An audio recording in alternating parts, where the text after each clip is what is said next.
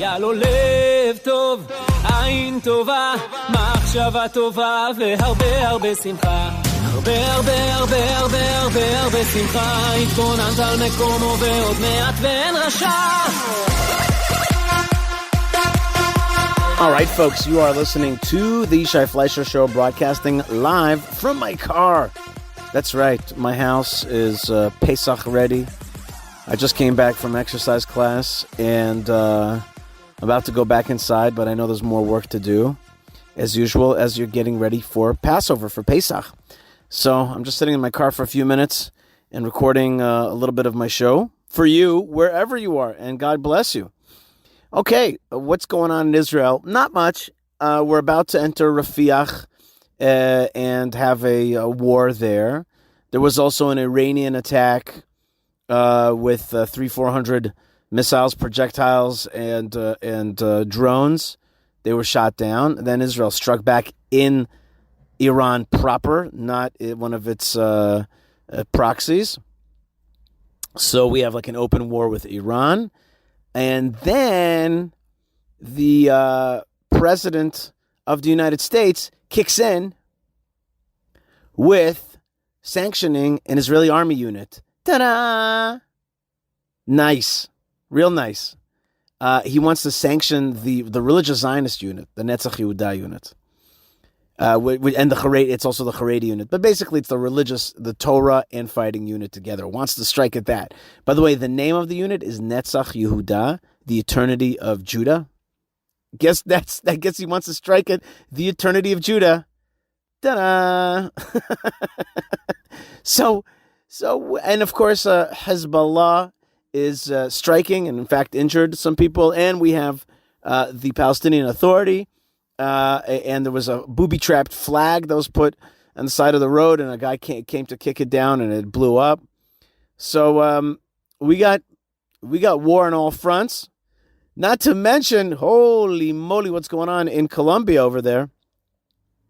And you got some serious fighting, serious protests of pro-Palestinians and Israel hate. So not much, and we got Passover, right? We got Passover.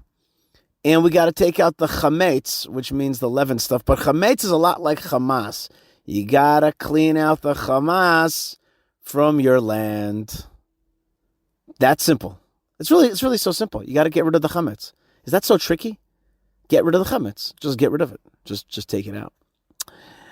That's what we got to do. We got to get rid of that crud. The crud slows you down. It slows you down. So that's the situation in beloved Israel. And yet so funny because Israel has got this weird reality where things are crazy and yet they feel normal. Like Pesach is Pesach, and we're looking forward to going to Hebron, and we're looking forward to go to the Eitam Hill here in Gush Etzion, and we're looking forward maybe a beach day. And the house is clean, and there's matzah and seder. B'chol dor v'dor, every generation they get up to try to strike against us. So that's basically a rundown of what's going on. It's funny, right? It's funny, it's crazy, it's wild, it's dangerous. And I had a reporter from a British station speak to me the other day. Came here to Gush Etzion to interview me. And her name is Lucy Watson from ITV News. And she interviewed me about the situation. And she was just like, it's really bad. What do you think about this time? And I'm like, it's one of the greatest times in Jewish history through the thick and thin here. So here's my interview with her, which I recorded. This is my recording of my interview with her. You won't see all this on their channel. I don't even know if they put out. Every time they interview me, they don't put it out at the end. They're always looking for me to be tripped up and say something stupid. And I guess I just don't provide them with the material that they want because they never they take the time to bring their camera crews and bring it out and have a serious discussion, and they're taping and the whole thing, and we organize for them to come, but then they never play these things. I think they're looking for me to say something, horrible, but I just don't. Anyway, you judge for yourself. Here's my discussion with Lucy Watson of ITV News. Yishai, can you just give me your reaction to the response last night? What do you... I guess we don't really know exactly what levels of attacks of back and forths between Iran and Israel, what the level is. But I think we could all understand that the big change is that what has been a shadow war for years is now out of the shadows and in the front. And so if you see some of Khomeini's tweets, you could see what he's calling for, the destruction of Israel in toto. And that's the war that we have with them. And so it's no longer just their teammates in Gaza and in South Lebanon and in Yemen, their proxies. Now it's them. Now it's the Iranian regime, as opposed to the Iranian people. In distinction from the Iranian people, who many of them, including on social media, you could see a really pro-Israel, anti-Iranian regime. In any case, the regime is now fully against us. They think this is their moment. And of course, we're going to disappoint them. Was it the right response? It's hard for me to judge. It's hard for me to judge. I think that Israel should be a bigger player in this region, security-wise. I think that we could really help create a region that has stability. If we would patrol the Red Sea and all the way to the Persian Gulf and have teammates like the UAE, like India, I think that Israel could be a regional power that really brings stability to this whole area, pushes back on jihadism, which is the scourge of the Arab world and the Muslim world, and allows people to thrive around here. We could have unbelievable tourism. We can have unbelievable regional cooperation and economy. But it's stymied by the hate, by the machines of hate. And so I would like to see Israel be a bigger power that stymies that hate. To be a bigger power, then, were you expecting a bigger reaction? It's hard for me to react specifically to the tits and tats of this conflict right now. We were attacked on October the 7th by an Iranian proxy, Hamas. Hezbollah is ready to attack us with their armament, with their barrage of missiles. And so we have a situation where Israel is under threat. We got to push back. What the level of the response is, it's hard to say. I would love to see, and we all would like to see, and millions of people would like to see regime change in Iran. That would change the picture of this region. Is Israel going to fight for that? I don't know.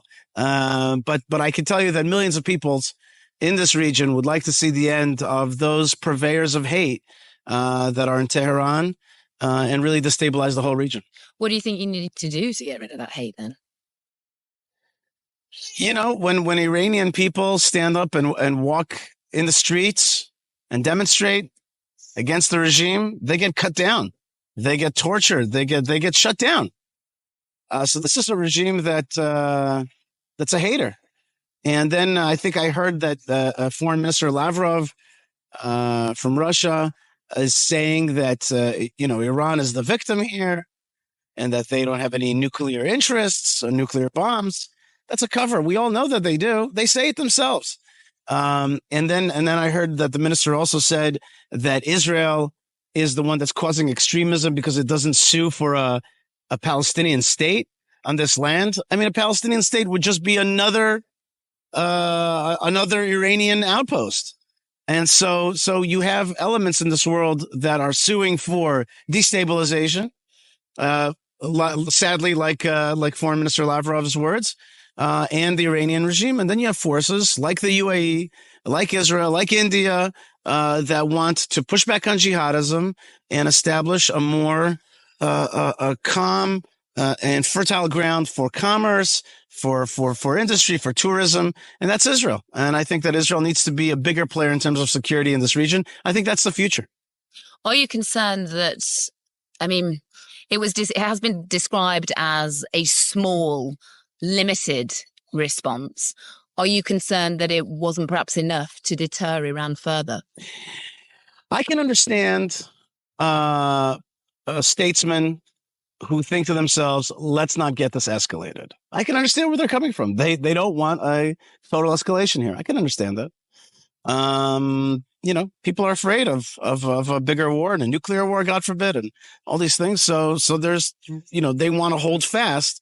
They don't want it to escalate, and that's understandable. The problem is that it's going to escalate one day or another. It will come. There's no doubt that it shall arrive at some point. Why? Because that is the stated goal of the Iranian regime, to destroy Israel.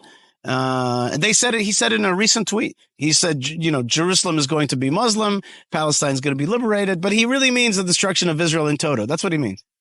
So, unless those guys retire, which I don't see them retiring anytime soon, because they're making millions of dollars off of it, billions of dollars off of it. So, there's going to be a day. There's going to be a reckoning. It seems like that reckoning is coming closer right now. The region is heated up. Do I understand the people who don't want that? I can understand that. I can understand how Israeli leaders. Are you not one of those people? I would like to see a new leaf where jihadism doesn't threaten Israel. Right now, we have on our borders in Gaza, we've got these tunnels full of armament and readiness to attack Israel. In South Lebanon, we have 150,000 rockets trained at us, and these people are being funded and ideologically funded as well by the Iranian regime. It would be nice to see them no longer threatening us. When my country's threatened, I don't like to see that, and I don't want to roll that over to my children. Okay, I don't want to roll the kick the can down the road. So there should be a reckoning. We must deal with these folks, not to mention the millions of Iranians that are enslaved by this Iranian regime. Does the concept of a reckoning not alarm you? I mean, I'm much more alarmed by the potential missile barrage that might rain down on me or on my country or on my children in 10 years, and 15 years, and 20 years.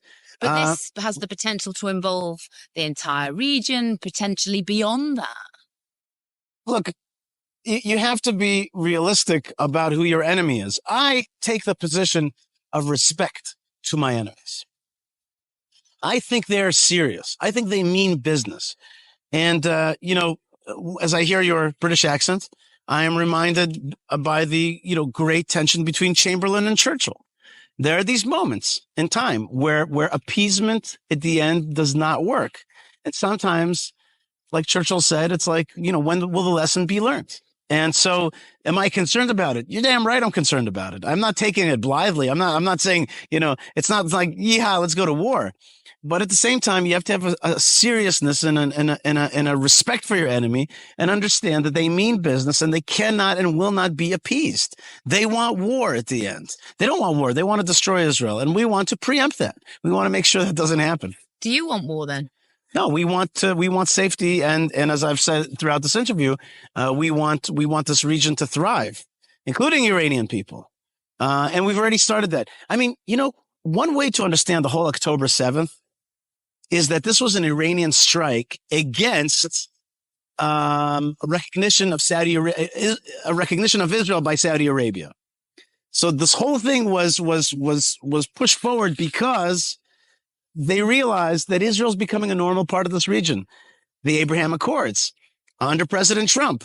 And so here they have a different American president, and they realize that here's the opportunity to stop Israel's success with the Arabs in this region. They want to make sure that the Muslims don't accept Israel. So the way that they did it is that they foisted this war upon us.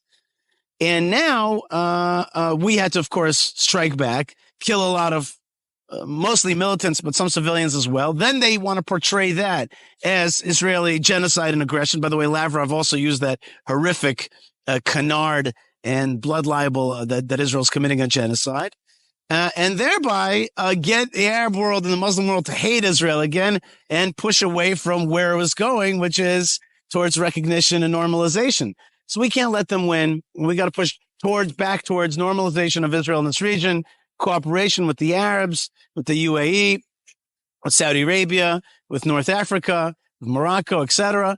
And that's the way forward. So we got to push back those forces of destabilization. That's what they want to do. They want to destabilize. They have a perfectly legitimate reason. They hate Israel. They want jihadism. They recognize that Israel is the opposite of Iran. It's creative. It's a force of light in this region, of progress, of human rights, of decencies, of opportunities for men, women, etc.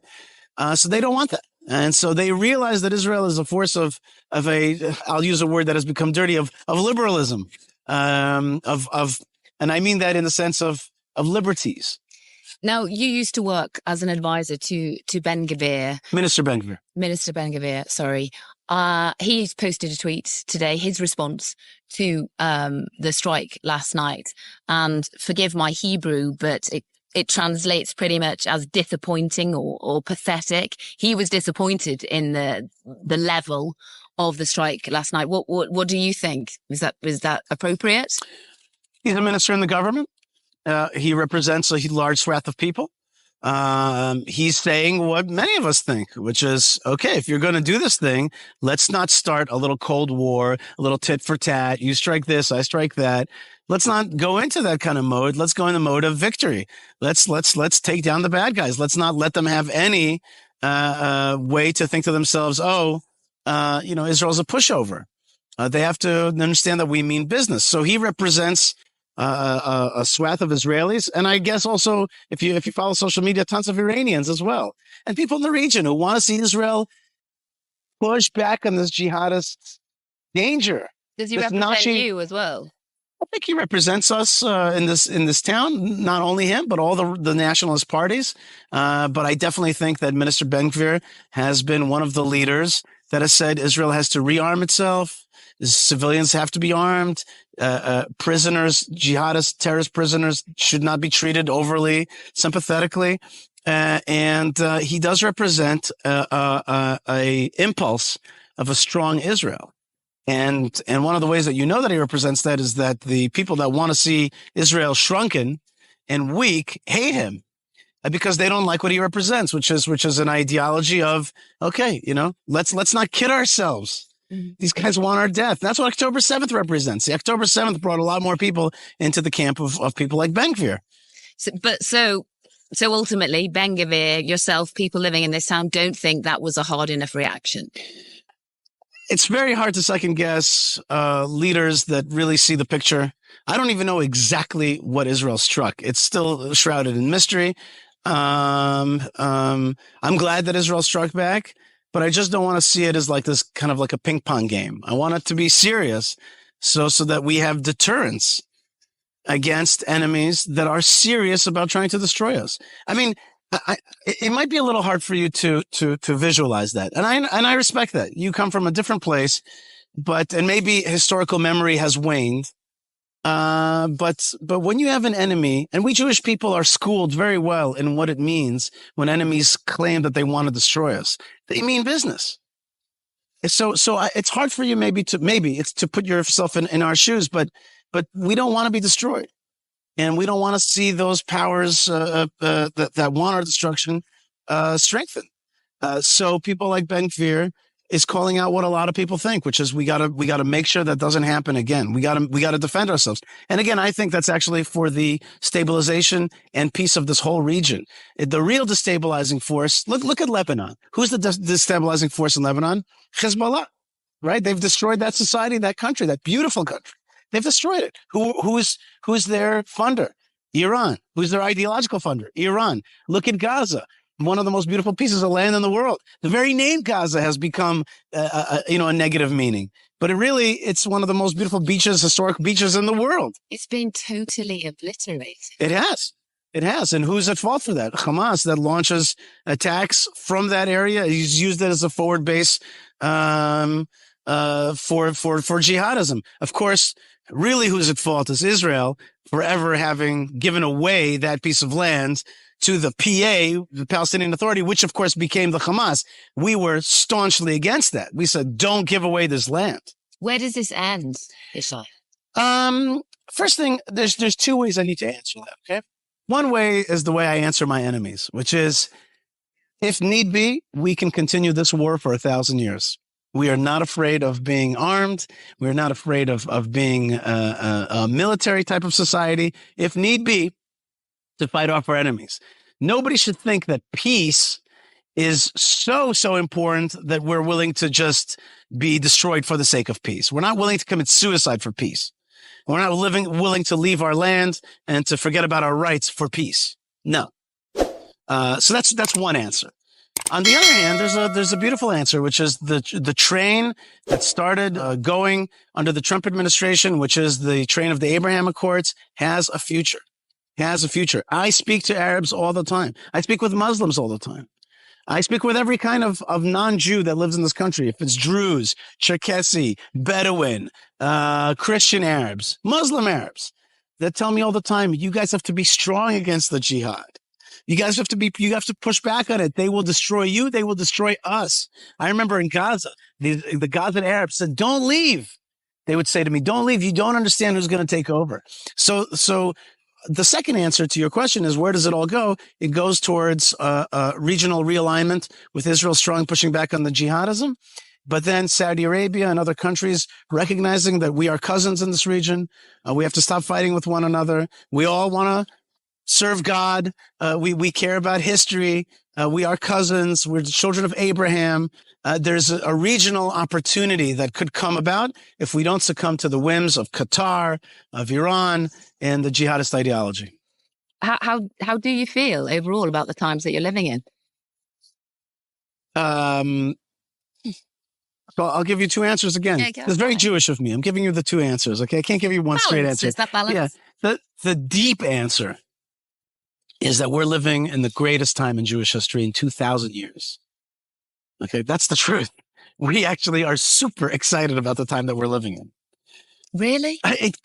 This is the greatest time in the Jewish story in 2,000 years. This is and you look around this town, we are back in our homeland. Why? Why is this the greatest time? Because thousands of people are dying. Yeah, but they were dying before we were back in our land also. World wars are not, we don't make, world wars, and the Jewish people are just defending themselves in these world wars, in these various world wars. There's a humongous power struggle here. But we're in a sense caught in the middle because there's, Iran, Qatar, they are jihadists. They want to destroy the West. The West wants to, we're as usual caught in the middle here. Okay. But what we're doing is that we're coming back to our ancestral homeland. To us, that is the greatest gift, a promise, a biblical promise, a historic promise. We're repatriating our land. If you ask any, American Indian, could you go back to your homeland? They say, yeah, please, if we could just go back to our homeland. We're going back to our homeland. We're an ancestral tribe from this land. We're back in our land, speaking our language, speaking the Hebrew language. Our country's strong. It's got a good economy. It's got a good military. And we're religiously minded. We're historically minded. We're about to have the, Passover holiday, and as the way we've done it for thousands of years. But now we're doing it back in our land. This is where we're organic. This is a big deal for us. Okay. And God bless those that live in Brooklyn or live in London, or live in any of those places. But to live in Judea, to speak our language, it's a totally different level of connection to God, connection to history. When we raise our children, you should see the incredibly holistic sense that they have. They're speaking the language of the Bible. They're living in the land of the Bible.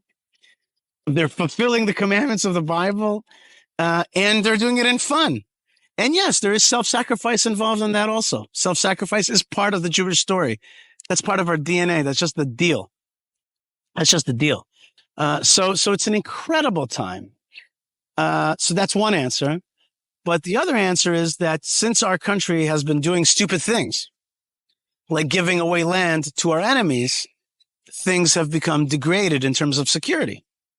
And so, ever since the Sinai so-called peace deal with Egypt, that we gave away the land, the Sinai to Egypt, which of course the Sinai was never Egyptian beforehand. It's a kind of invention. It was not Sinai was always a separate part from Egypt. But we did that, and then we gave the world the idea that we were willing to give land for peace, and then they took over more land, and we left South Lebanon, and we left Gaza, and then when you speak to any Arab, they'll tell you, you guys are shrinking. You guys will not be here in the future. Any Arab will tell you that. They'll say, yeah, you guys are, even the ones that are for us will tell us, what are you doing? You're giving away your land, you're shrinking, you're giving a signal to the jihad that they can defeat you over time. And so, therefore, we're also living in a great time, but we're also living in a time of mistakes that are costly and cost lives. And so, therefore, in that sense, it's a time to roll back the policies of the two-state solution, and to be strong in your land. Remember, though, very important to remember, Israel is a minuscule part of the Middle East. Yeah, you got it. Yeah. You may put your sunglasses back on. Oh, yeah. Thank you. Me too. Thanks. Okay, I hope that was a little bit helpful. Can I get back to your scribbing? All right, fabulous. Thank you so much for being with me. That was Lucy Watson of ITV News interviewing me. Very interesting stuff. Let me know what you think by writing me an email, yishai@yishaifleisher.com. Friends, I got a chance to bake the matzah. I got a chance to bake the matzah and be part of a whole matzah bakery thing. And that matzah baking is one of the most exciting things that we do all year, and my kids join in as well. It's very, very special. And my great-grandparents were the matzah bakers, bread and matzah bakers in a Polish town. And it's very special kind of to be part of that. And one thing I can tell you about the matzahs is that it's a long process from the beginning of the mixture to the shaping of it, to the making holes, and finally to the oven part, which is where I work. And what's sad is that about 80% of the matzahs make it, but 20% don't. They either burn or fall, and somehow they just don't make it for various reasons. And when you look into that oven, that pizza-style oven, when you look into it and you're working with it, you really see the Holocaust. You realize how many Jews didn't make it. You remember all the pain. It just speaks to you. And then what's amazing is that with all of the beloved matzahs and people that fall, the nation goes through. The nation continues to survive. That is the Jewish destinies, to continue to survive throughout generations and challenges. And yes, there are falls, and sometimes even the best righteous people and the best righteous matzahs don't make it for some reason, and that God only knows why. God only knows why. And I mean to say God only knows why. I don't mean to say God only knows. I mean God only knows. He's the only one who knows. But the nation keeps surviving and thriving. And that's the time that we're living in. Here's an amazing story brought to you by our beloved Ben Bresky about a blood libel in Europe, maybe the last blood libel in Europe, the story of Mendel Beilis. And our intrepid reporter, Ben Bresky, brings us this story and the story of redemption through that blood libel and to the land of Israel. Ben Bresky, take it away.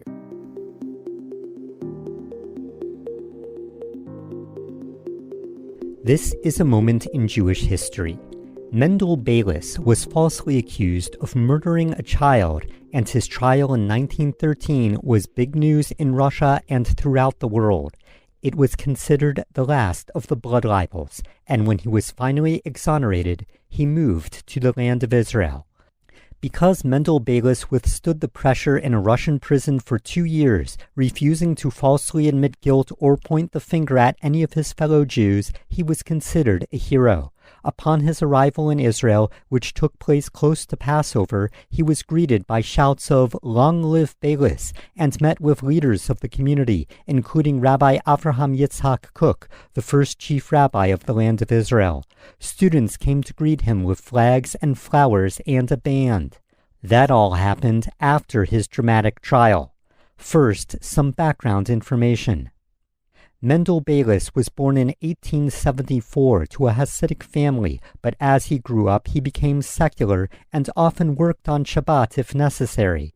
He served in the army of the Russian Empire, got married, had 5 children, and worked at a brick factory near Kiev.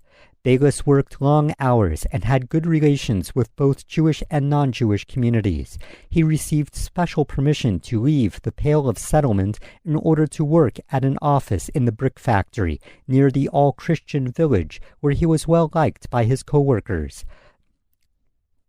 On March 20th, 1911, 12-year-old Andrei Yushkinsky was murdered, and his body was found near the factory.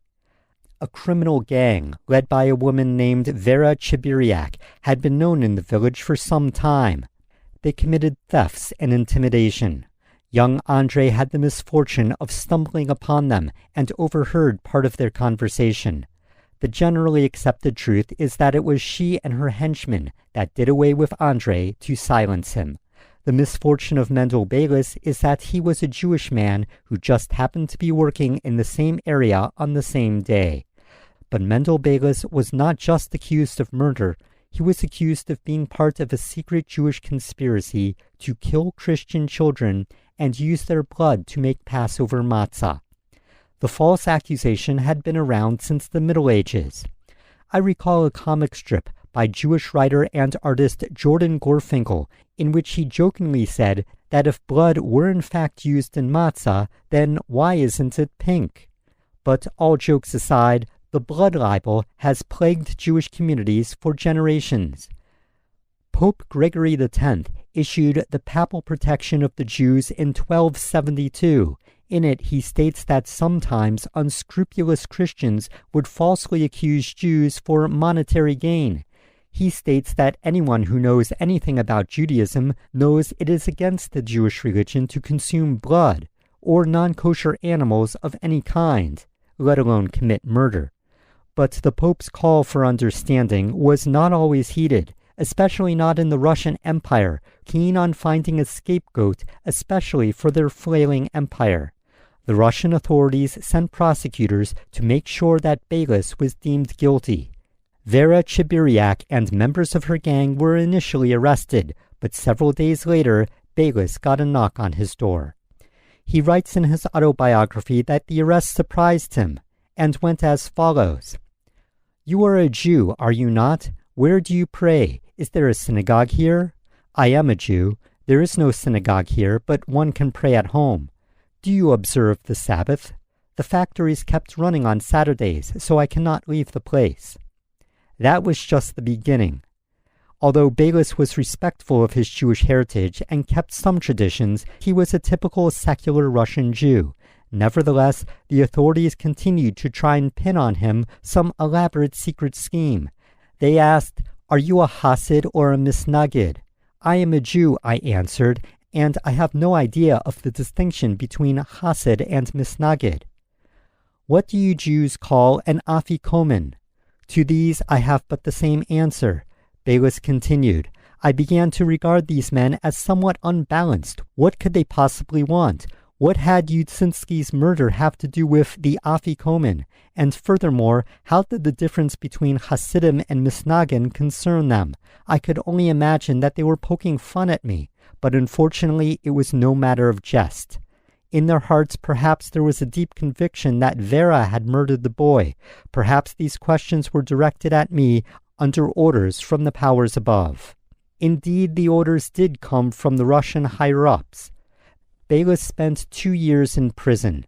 His trial finally came in 1913 and drew international attention.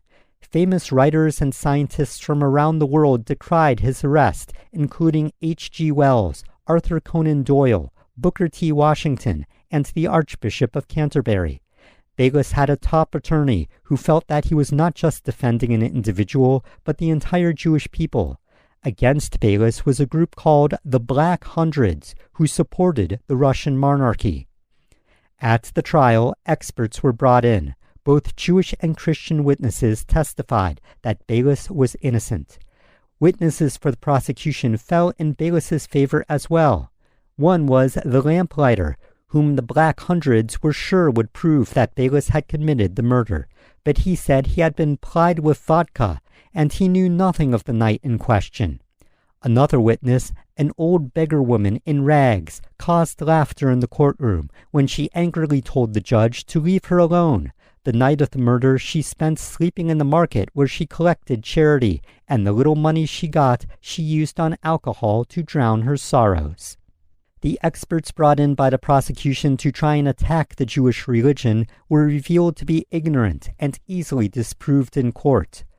The jury was made up of simple, hardworking, religious Russian peasants. After over 30 days of testimony, it was finally time for the verdict. The jury unanimously declared him not guilty. There was open weeping of joy in the courtroom. Beilis became a hero not only to the Jewish community, but to the average Russian impressed with his dignity under pressure. And when it was all said and done, Beilis and his family moved to Israel, where he had celebrity status. Beilis wrote, For quite some time, I would wander around, inspecting every corner of the country, breathing the refreshing air. At first, I could not sleep at night. I felt as though I did not want to lose a moment of the fragrant, inspiring nights in Palestine. The first Saturday in the land, Rabbi Cook invited me to attend his synagogue, where he held a 2-hour discourse about me. It was almost Passover, and innumerable tourists were arriving in Palestine for the holiday. Almost every ship brought 700 or 800 people, all of whom wanted to meet and greet me, to shake my hand, and express their sympathy. These in addition to the native Palestinians. At last I decided to visit Jerusalem. Within no time, the news had spread throughout the town, and endless receptions began. In 3 days that I spent in Jerusalem, I had to visit all the synagogues, inspect the hospitals and charity institutions. But the greatest point of interest for me was the Wailing Wall and the site of the ancient temple. The Jews throughout the world prayed for a happy outcome of my fate during the whole time of my imprisonment until the day of my liberation.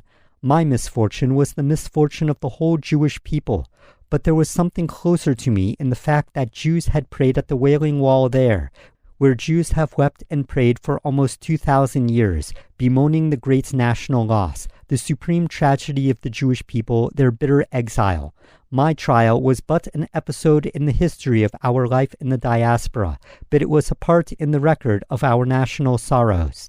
Surely the praying for me at the Wailing Wall was most appropriate. It was with mixed feelings that I came close to the old wall, to the silent witness of the ancient Jewish glory and the present inglory. As I was standing at the wall, absorbed in thought, I heard a sudden cry. Turning, I saw H. Berlin, one of the members of my party, crying. It was surprising from a man who had no Jewish characteristics whatsoever. He had been supposed to be far removed from Judaism altogether. His daughter, a doctor who could not even speak any Yiddish, was crying. Berlin later explained to me that he had cried both from sadness and joy. I reminded myself of our exile, but also thought of the new hope for a Jewish homeland, he said. On the site of the ancient temple, as everyone knows, there now stands a Mohammedan mosque. Pious Jews go nowhere near it, and the Mohammedans permit no unbelievers to enter it. In my case, however, an exception was made. We will permit you to enter the mosque, I was told by one of the leading Arabs. You belong to the 3 great Jewish heroes and martyrs.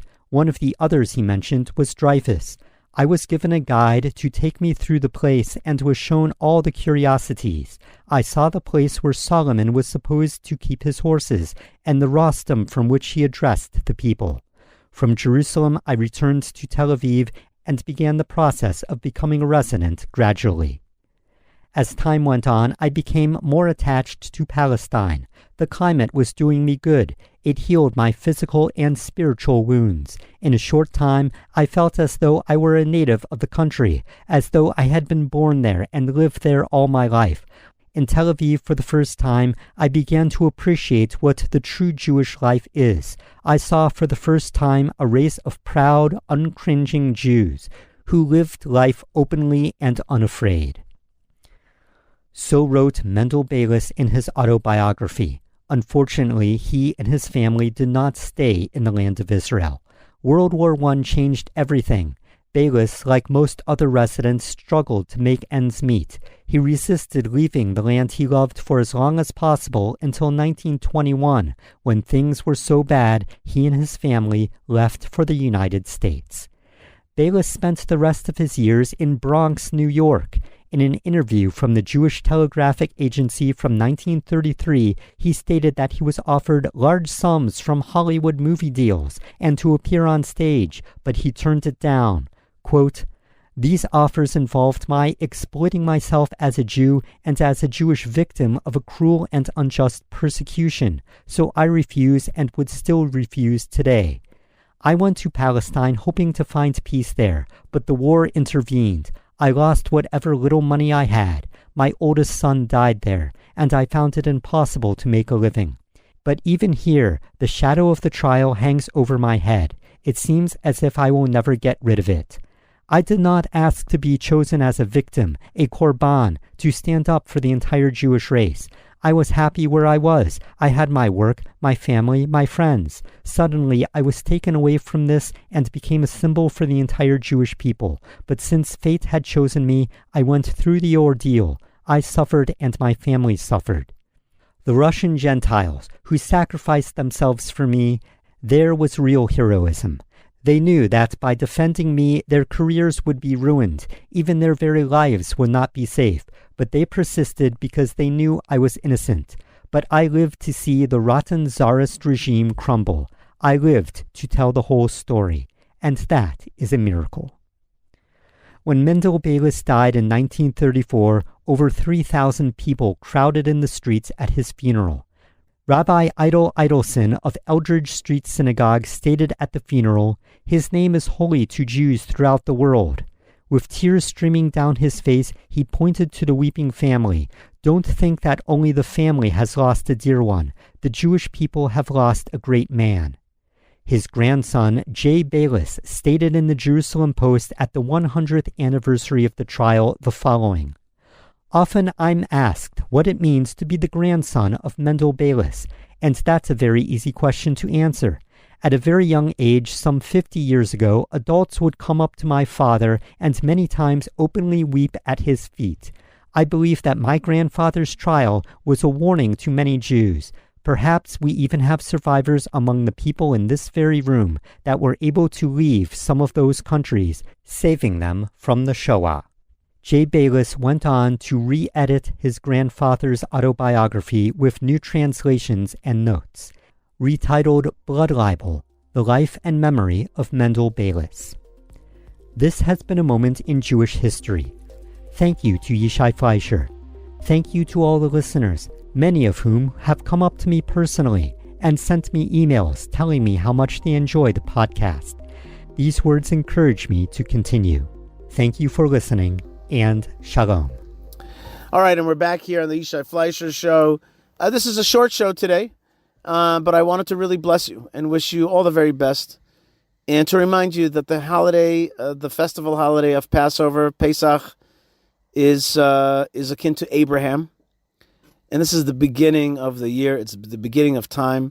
God frees us from all the fat and the leavened and the grease and the stuff that holds us down, the stuff of death, and gives us rebirth into the stuff of life. He lightens us. He restarts us. That's what Passover is about. It's about a promise to Abraham. It's about the covenant to Abraham. It's about circumcision. It's about blood, and it's about servitude to God, and it's about purpose, and it's about trajectory. That's what it's about. And I want to wish you a great trajectory in life. Continue to feel that you're serving God and you're getting close to God, and you're here to connect to God, and He's speaking to us, and He's speaking to us also through the God of history and the name of history. I want to thank all the folks that make the show possible: Yocheved Seidman, Moshe Herman, Ben Bresky, Tabitha, and Lou when we're live. I want to thank our sponsors, which are awesome, including prohibitionpickle.co.il for deliciousness and spiritual food, soul food from the Jewish perspective. That's prohibitionpickle.co.il. Our good friends at retrowatchguy.com, making awesome watches. Retro watches come back to life. That's the Jewish people. The time is now, but it's from those days. That's retrowatchguy.com. Check them out. Our good friends at Kosher Cycle Tours, touring you in the land of Israel and around the world in kosher awesomeness. KosherCycleTours.com, and our good friends at HebronFund.org, protecting the forefathers and mothers that are buried in Hebron. That's where I work, and I have the greatest honor to do that. And our friends on the Mount, High on the HighOnTheHar.com, taking you to Yerushalayim. If you're here for Passover, please avail yourself of coming to Hebron and coming to the tomb of the patriarchs and matriarchs and coming to the Temple Mount. Please do not miss that opportunity. All right, I want to thank all of you for being out there. I want to wish you an awesome rebirth, and let's just get through this incredibly hard time. But you realize that all the haters, all their efforts are for naught, because Am Yisrael Chai. And we will be victorious because we are connected to Hashem. And we are back in our land. And this is the most amazing time. And all these purveyors of hate and fear shall not win. We shall be victorious because we've got a destiny. And that destiny is Hashem's dream. It's His vision for this world. And He's going to fulfill it. And nothing can stop that vision. There's nothing more powerful than an idea whose time has come. There's nothing more powerful than a prophecy and God's vision whose time has come. God bless you folks wherever you are. Stay tuned, stay strong, stay connected, and shalom.